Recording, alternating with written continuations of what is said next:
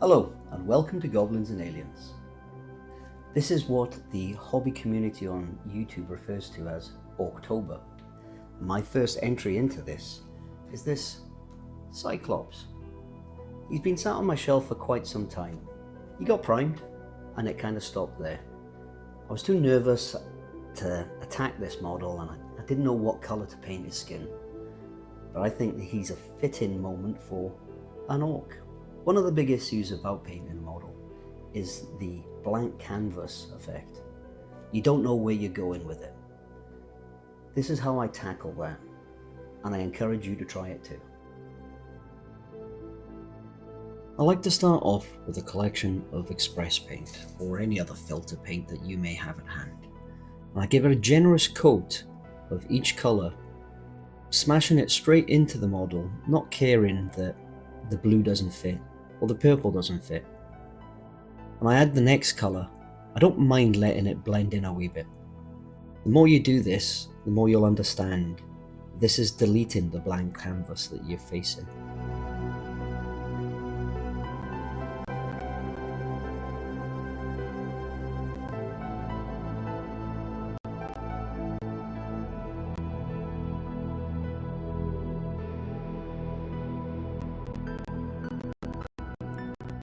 Allow the express paint to dry. You can use a hairdryer, just set on a low, cool setting. Then I'll apply Agrax Earthshade, just to get some definition on the model. It was at this point, looking at the footage, I realised I quite like it without it, so next time I'll probably ditch the Agrax. It also leaves a very shiny, glossy finish.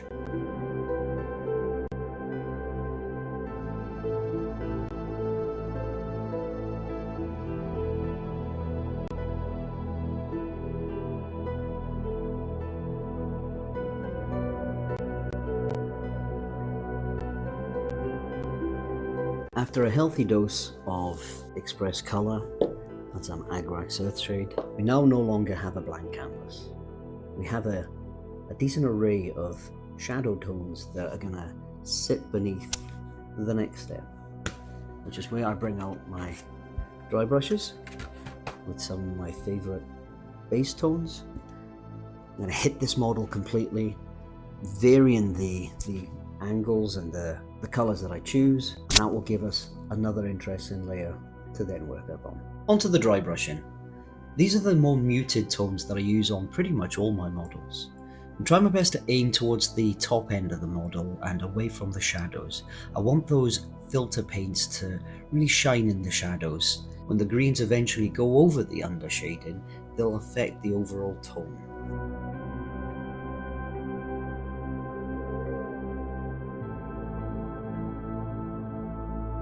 As you can see, I've brought the model to an extremely ugly stage, but this is where the magic starts to happen.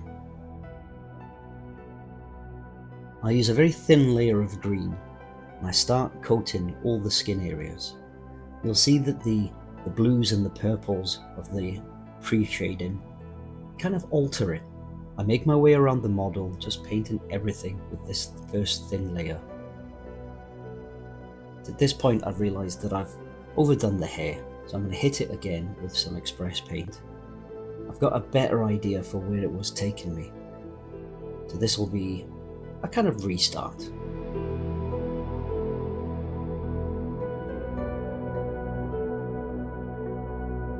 While that's drying, I'll move back to the greens. There's a mixture of using more opaque mixes of green and then adding a wee bit of yellow and using a thin coat. When I'm happy with where the placement is going with the thinner coat, I'll come back in with a more opaque layer in the centre of that. This will kind of balance the step up between the tones.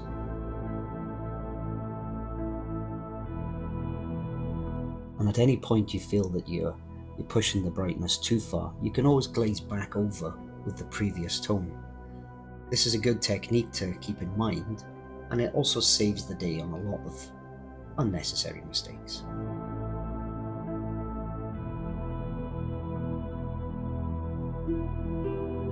Trying to concentrate a lot of the brightness on the face. This is where you will naturally start to look. So this gets the next step up of brightness. in a very sharp fashion. So I want that contrast between the overall skin tone and the light hitting the face. So it's getting ice yellow mixed in with pretty much every layer of green that's going on there. And here's why I recoated that hair. It's designed for dry brushing. I wanted to do an orangey mane on this guy. Reminds me of that guy from Street Fighter. So lightly going over it, now that it's all dry, I'm adding more and more orange to this mix.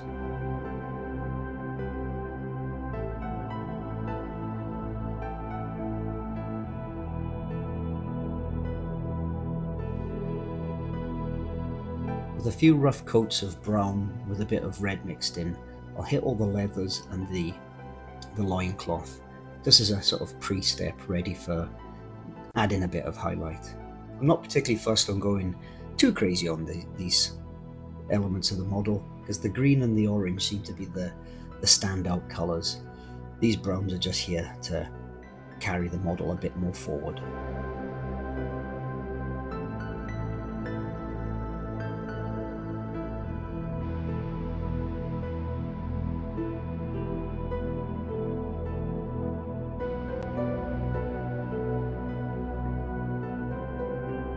With the bandages on his arms and legs, I'll start adding a bit of yellow into the brownie mix.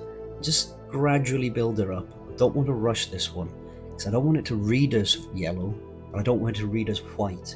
More of a sickly brown bandage. In regards to the metallics, I want a lot of that pre-shading showing through, so I have thinned the metallic paint I'm using down, just as a sort of shiny glaze. And then I'll hit some of the edges with a bit of an edge highlight, and that will sell the effect of it being in its own world. The same goes to all the stonework on the model. This will just get a bit of a dry brush. I do want those blues and purples to stand out from underneath it.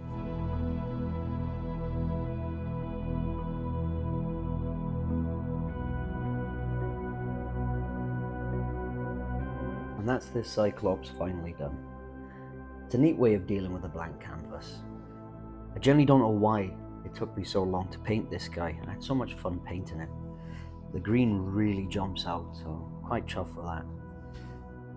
The next Orktober installment, I'll be painting one of these guys, maybe more. Not fully sure I like that yellow, so I'm going to do something different with it. Until the next video, thanks for watching and take care.